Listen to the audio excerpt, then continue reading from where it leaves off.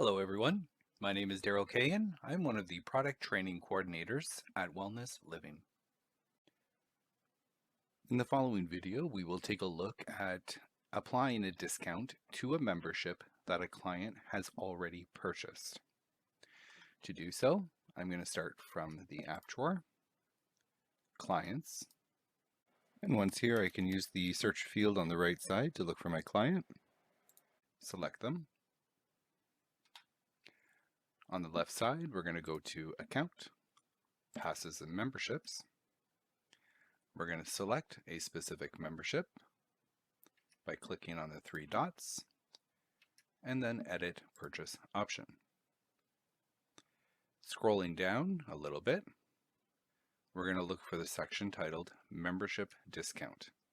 As you can see, staff members can now apply a discount either by dollar amount or percentage, whether the discount will apply on auto renew or not, and then whether the discount will apply on the first scheduled payment only or not.